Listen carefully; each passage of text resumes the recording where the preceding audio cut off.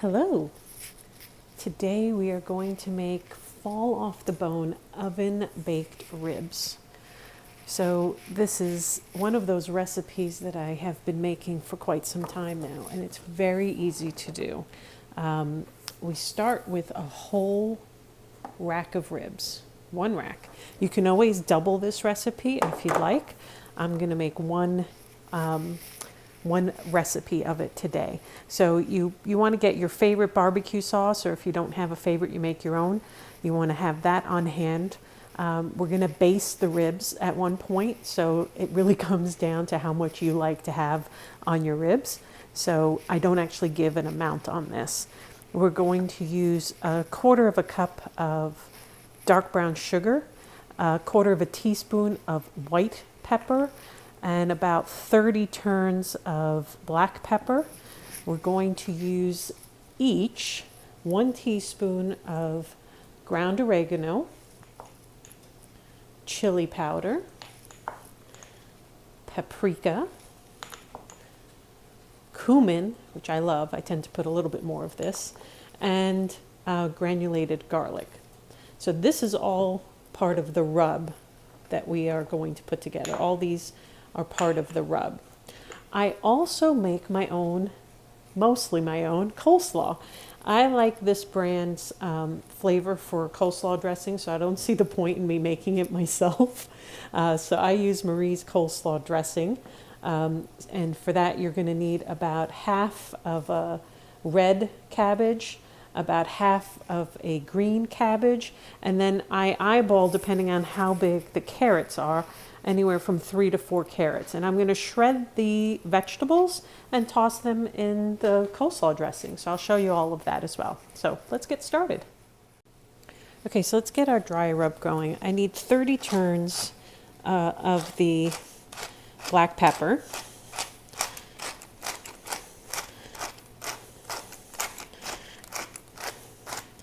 And it's not that hard, as you can see. Just got to make sure you keep counting. And after a while, when you make this recipe enough times, you can start to just visualize just how much pepper you need depending on the bowl that you use. I'm going to do the same thing with the white pepper, but I'm going to do a lot less. This is just about 1/4 teaspoon. This is all the heat that I'm getting in here. Okay, so we've got our black pepper and our white pepper, and now we're going to start putting in the rest of our chili powder, 1 teaspoon, and it's okay if it's heaping. So that was our chili powder. We're going to put the same amount of each of these. So again, if you want to eyeball it, that's fine. We've got our oregano. Remember, this is savory cooking. It's not baking, but it is kind of bacony. There, we got some out. This was packed in there. We'll put a little bit more. There we go. All right, so we've got our oregano. And now we're going to add our paprika.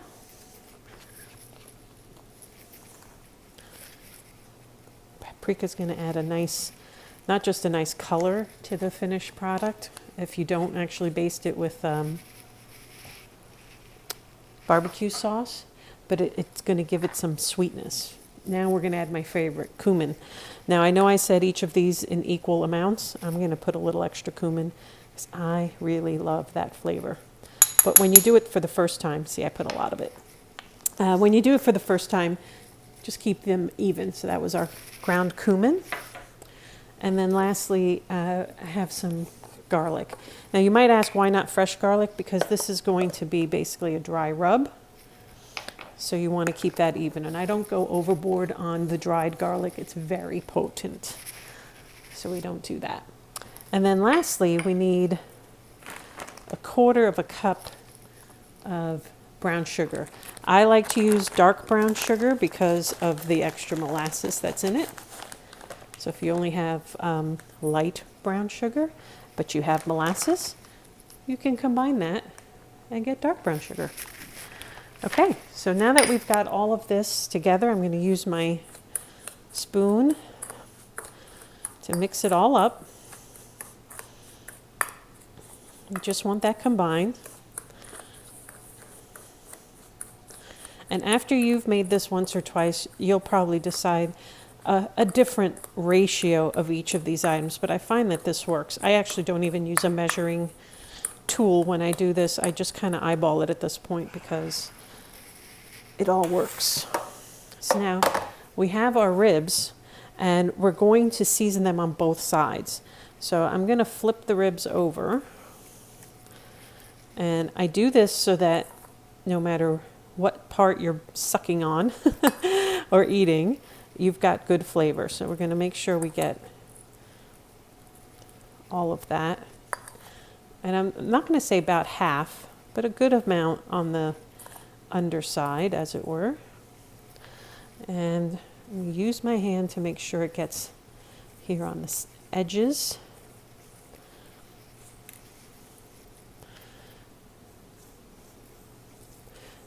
You have to use your hands sometimes and get right into your food. And then when we flip this over, I'm going to put pretty much the rest of this across the top. And I'm going to use my hands to rub it in. And then we're going to go into a 200-degree oven for 2 hours, uncovered, low and slow. And the reason we do that is so that it can slowly start to break down all of the fat that's in here, and that's what's going to help make this so smooth and easy to eat. It's going to be literally falling off the bone. So I pick up the stuff that's on the side. I do one of these jobs. So I try to get all of the loose stuff to get on the meat. So make sure you get all of that on there as best you can. You see I've got a nice little patch here that needs a little love. So we'll get the rest of that and just press it on in here. Now I'm going to go clean my hands, and I'm going to get this into the oven for 2 hours. This is something you're going to want to make when you don't need to be in the kitchen all the time. And because it's so low, you can actually do this in the summertime, in the wintertime, it doesn't matter. In the summer, it's not going to heat up your house at a 200-degree oven. All right, so let's go ahead and get this in the oven. Okay, so I've got my grater. I've got a bowl to put everything into. I've peeled my carrots. I'm going to trim off the ends.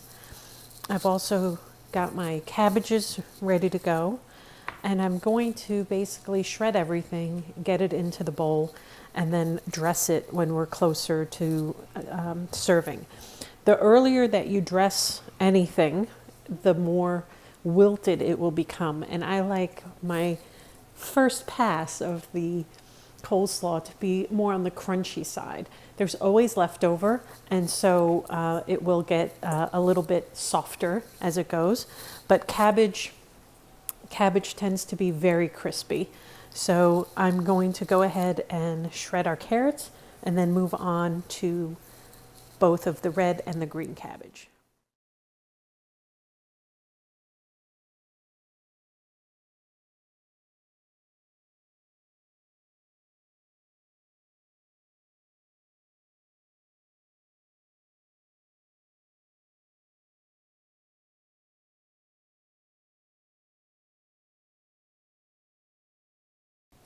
So as you can see, we've got all three, red, green, cabbage, and then our carrots, all in one bowl.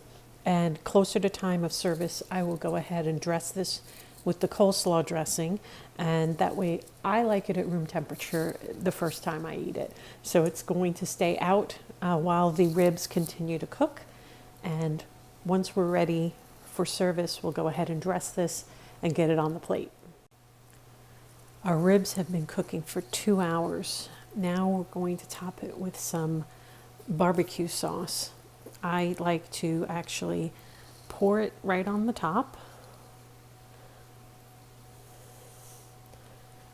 And then I use the back of a spoon to make sure I get a nice even coat. You can use a brush, but I find brushes really messy to clean up. The back of the spoon allows me to get a nice coverage, and it's going to still drip down the sides, so I don't get too worried about the sides. This is a nice thick sauce. And then we're going to cover this with foil, and in doing so we're going to keep this, very sticky. And then in the last, I say about 10 or 15 minutes of cooking, we're going to raise the heat up and allow this to caramelize. So make sure we have everything covered. I don't have a lot of pooling. This is how much I like. Put as much as you want. You saw there was no measurement there. It was just all by eye. So if you want to do it a little bit at a time, that works too. Okay. And you'll notice I don't do the back side because I don't particularly like to have it all over. If you want to do the underside, I would have flipped this over to start, put the sauce on, flipped it so that it's again on the natural curve of the rib itself while it's cooking. Okay, so fully covered. And now we're going to use some foil. And you want to get a nice, good seal.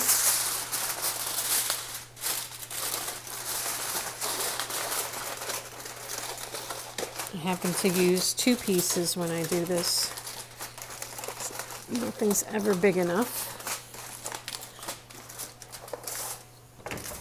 Oops. And be careful, your pan is hot, but it's personally not so hot that I can't touch it right now. You see I've got good overlap.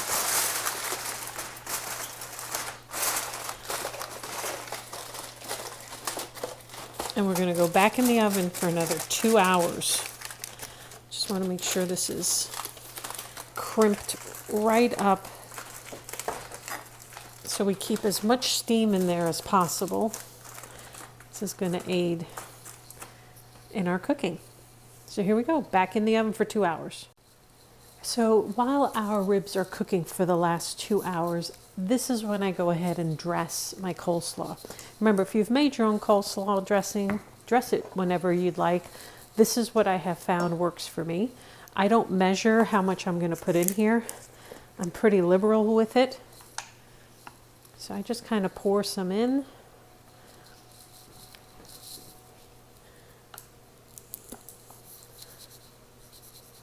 I know with this amount, it's usually about half the bottle. And then I just use my spoon and combine so that everything gets dressed. It'll take a moment to move it around because it's really thick. And you can add as much or as little as you'd like. Just remember, if you've put too much, shred some more carrots, shred some more cabbage. If you haven't put enough, you can add more. So there's no hard and fast rules about this. And it's going to get tossed a few more times before service, before I actually put it on the plate. So I don't get too worried about how well mixed it is. What I'm looking for right now is just that I don't have any major dry areas. This actually looks well dressed to me for the way that I enjoy it. So if this looks kind of dry to you, add some more. This will actually sit out an hour before. I'm going to put it in the fridge now, but I'm going to pull it out an hour before because I don't like it to be terribly cold against the hot ribs. There we go. I love this. So easy, so quick, and other than the fact that I'm using a jarred version, I pretty much know what's in here. But you can make your own, and if you'd like that, knock yourself out. This is going in the fridge for an hour. Our ribs are done cooking. They've been cooking for 4 hours. I want you to see how this looks once we open it all up.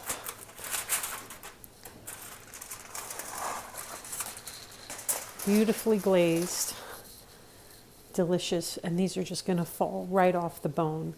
So I'm going to cut a couple of pieces, put them on our plate, and get ready for service. Well, everything's ready, so let's go ahead and plate it all up.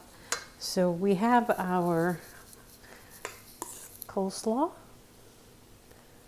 I like to take this out of the fridge a few minutes before I'm about to serve it, usually up to an hour.